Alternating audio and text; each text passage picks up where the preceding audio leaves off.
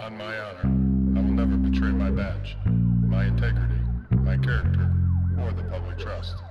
I will always have the courage to hold myself. Welcome to episode number 59 of the On the Blue Line podcast. We call this Monday Morning Roll Call, and I am your host and founder, Wayne Mulder. This week, a new normal. Monday Morning Roll Call starts now.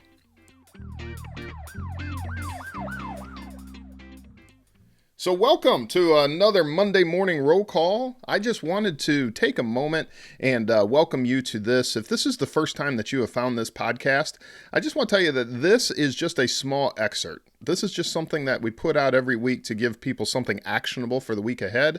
I throw out an idea, a concept, etc. So if you're looking for a more traditional podcast format, be sure to check out what's called the Interview Room. It's still on the Blue Line podcast, but if you just go down to the ones that say the Interview Room and listen to those, you'll get to hear some of the conversations that I've had with different leaders in not only law enforcement, but also military and other walks of life. So I encourage you to check those out. I hope everyone's having a great week and they're surviving quarantine and wherever this may lead. This week I want to talk about this phrase, a new normal. And I personally do not like the term, to be honest with you. Usually the ones that are using it in some ways are the same ones that are touting ways of changing the United States, changing America for permanently after this pandemic event. And obviously in that light and in that usage, I don't like it at all. But as I thought about the verbiage, as I thought about the words a new normal, I started thinking a little bit about what this can mean in our personal lives, right? You know, when it's applied to our everyday lives, it's a really good question. In fact, it offers one of self-examination. And that's what I wanted to bring to you. You know, I often have to ask myself, am I the same person I was yesterday? Am I the same person I was a week ago? I talk a lot about, if you go back some of the previous episodes, how law enforcement has changed me and how I'm not the same person today as I was when I came into the law enforcement profession. And I think sometimes that you could probably say the same thing, right? If you're sitting in your car right now, whatever you're doing, maybe you're on the job, maybe you're at home, if you take a minute and you look back, you're probably thinking, you know, I'm not either. And what I hope is that you're not the same person because of improvement, because of things that you've done that have changed who you are and what you want to be and what you want to accomplish, right? So that's what I wanted to discuss. You know, in recent weeks, I've spoken about this idea, you know, of coming out of the pandemic a different person, coming out of the pandemic improving. And every once in a while, when you put that out there, you'll get a little bit of pushback and you'll get those that are saying, well, you don't need to, you know, this doesn't need to be all about physical exercise, or this doesn't need to all be about some big life-changing moment. You know, you're going to go into this pandemic and then come out the other side completely changed, enlightened. I guess the new term would be woke. I don't know. Whatever that is, some people are saying, well, you know, you don't need to come into this and then come out the other end with that big of a change. And I would agree with that. In fact, I would argue that it shouldn't be one big change that this 4 to 6 week period prompted, but rather that we should be in a state of continuous improvement. That would be my argument. So I would, in part, agree with those that would say that. I think that sometimes we get complacent, right? And that's what this is all about. You know, when we talk with trainees, when we have new ones join either in the academy setting or when they come out to the road, a conversation we often have is complacency can kill. And what we mean by that is in law enforcement, over time, you know, it's those hours of boredom with moments of terrifying excitement. And what happens so often is those hours of boredom just go on and on and on and on. And you kind of get used to things not going bad. You've sat down in how many restaurants by now? Well, pre the pandemic. You sat down in how many restaurants by now? And nothing happened. And thank God that you sat down in the restaurant and nothing happened. But the longer that goes on, the more complacent you become. The less head on a swivel, so to speak, that you have. The less keeping an eye on what people do. You see it even with officer safety when someone responds to a house. You know, the guys that used to be, you know, bladed stance, paying a lot of attention to what the other person's hands were doing. Are their hands in their pocket? Wait, can I see what they're doing? That skill set starts to disappear over time. And complacency can lead to death eventually in this industry, because when something goes bad, They're not ready. So that idea of what can kill in this line of work and in other lines of work, it also can kill in our personal lives, right? When we become complacent, it kills achieving what we were put on this planet to accomplish. It can kill our relationships. It can kill our relationships with our spouse, with our children, and other important relationships in our lives. It can kill our earning potential because we get an increased stress, or we don't want to do what it is that we were put on this planet to do. And because of that, complacency keeps us from moving to the next level, moving to what our calling actually is. Complacency is and can be a formidable enemy. Now, what I found interesting, and I do this all the time, and it probably drives some of you crazy, but I love to look at definitions, because I think that when we use words in the English language, if we don't look at what the intended use of it is and start there, we often miss something, right? So the definition of complacency, or to be complacent, is uncritical satisfaction with oneself or one's achievements. And I found that interesting, right? Because I think that there's an argument here that what we need to be doing in most cases is being willing to critically evaluate ourselves. You know, it's a sign of maturity when you can question yourself, when you can question your actions, your motives, identify areas where improvement is needed, and then tackle those areas. Again, this isn't about some going out to some mountaintop experience and having this momentary change where you come down and you're enlightened now. You're not the same person anymore. That may happen. That's a great thing if it happens for you. If that is how your life changes, amen. That's awesome. But that's not how it happens for most people. What happens is it's slow, consistent steps over a period of time. It's identifying areas where I need to improve today, tomorrow, the next day, and I take those little steps each and every day. When I was looking up this idea of fighting off complacency, I wanted to look in general terms. So I started looking at some websites that actually talk about complacency in the workplace. And they were sites that were talking specifically about safety, where someone may get injured in the workplace, and things that you can do to avoid complacency from like an OSHA type perspective, right?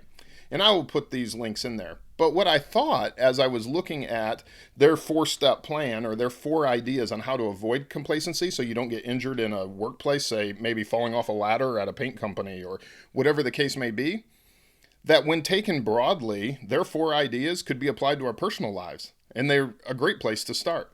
So I'm going to first give you what they said, and then I'm going to give you how we can apply it. So first of all, they said have a company mission statement.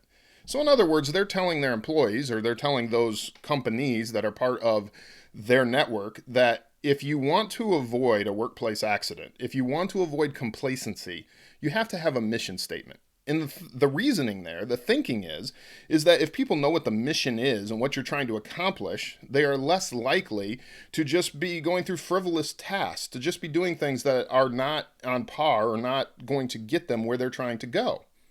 So then my question to you is, what is my personal mission statement? And I've spoken about this before, but when we think of it in this idea of complacency, one way to avoid complacency in our personal lives, to avoid that uncritical analysis of what we're trying to do, is to have a personal mission statement. What is it that you are trying to accomplish in life? What is your why? What is it? Think about it. In fact, if you haven't done that yet, because we've talked about it in several other podcasts, maybe pause this podcast. Maybe go ahead and stop it and then come back to it. But stop right there and work on your personal mission statement. This doesn't have to be paragraphs and paragraphs of an idea. It doesn't have to be a life-changing idea, even though it will be over time. But it doesn't have to be life-changing in that moment. But think of what is your personal mission statement. My mission on this planet is, I want to be the best husband that I can be, the best wife that I can be. I want to be the best father that I can be. I want to continuously learn. I want to make a difference in as many lives as I can in my time on this earth. And then define that even greater. Dig in, and then dig in a little deeper, and then dig in a little deeper until it becomes very clear. Know what guides you. Know what keeps you going. In the same way that they avoid complacency with a mission statement in a company, we can avoid complacency when we know what our personal mission is. The second one that they said was create an accountability system.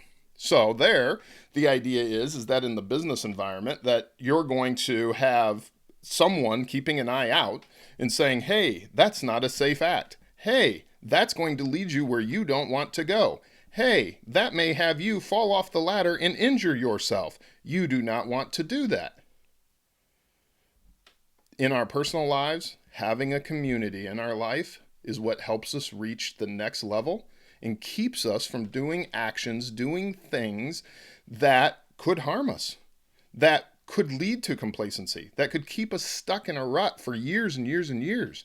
You need to have those brothers. You need to have those sisters, the camaraderie, the people that come up next to you. We have that a little bit in law enforcement within an agency, within a squad, within a platoon. And as a leader, I think that's one of the fundamental jobs that you have, is to make that a positive environment where you're drawing the people up into that group, and that group has a mission, and that within that mission, each of them are working together.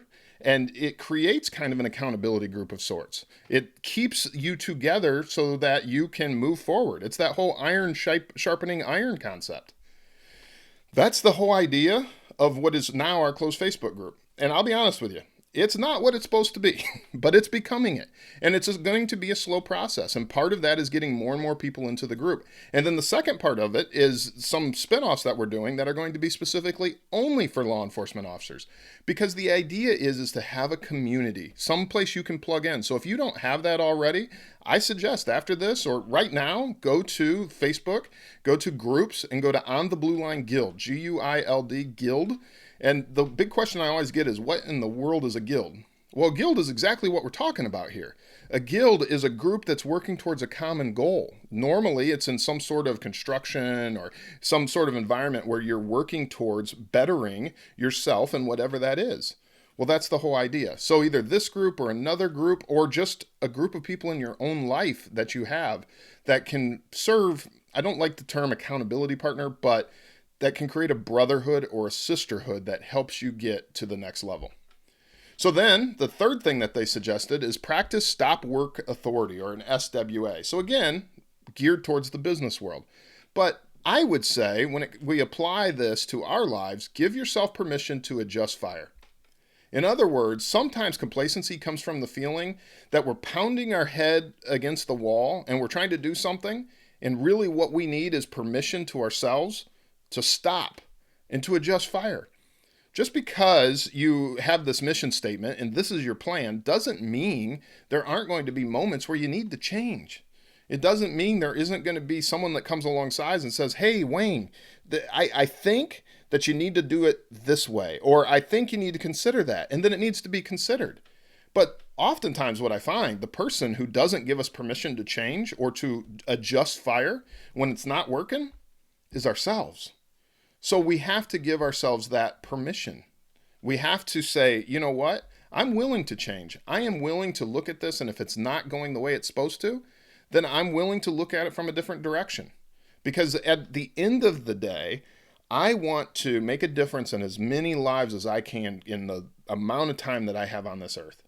And if that's my goal, then I have to be willing to change and to adjust as I grow, as I develop, as I become better. And that's another way that we can help avoid complacency. The final one that they suggested was follow up with Toolbox Talks. So in other words, kind of like the proverbial water cooler, have meetings with your people that you work with at the toolbox to talk about safety, to talk about little informal trainings.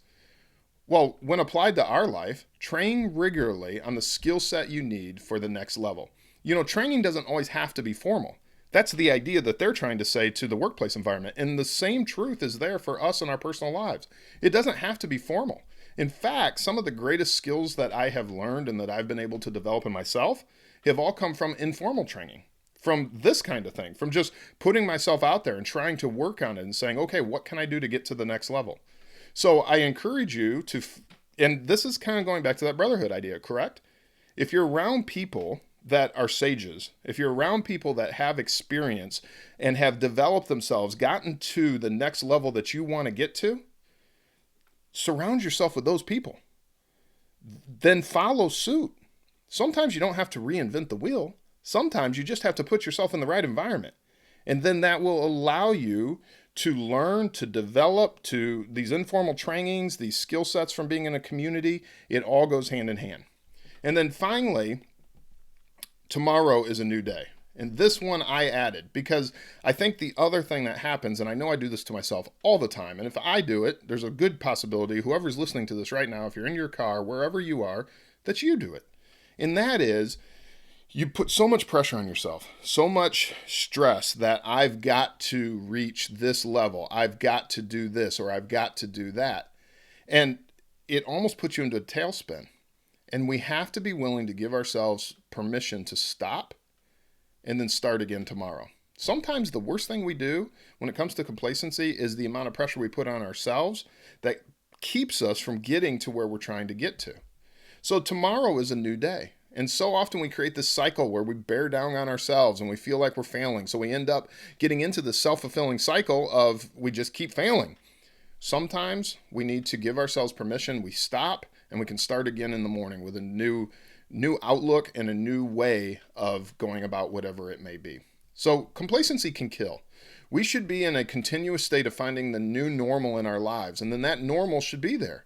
And for a while, we've got to be able to critically evaluate where we are and where we're going and continue to improve. Now, a word of caution. This is not a plea for a frenzied, no relaxation approach to life. In fact, that will have the opposite effect. And it's going to lead you further into stagnation and complacency.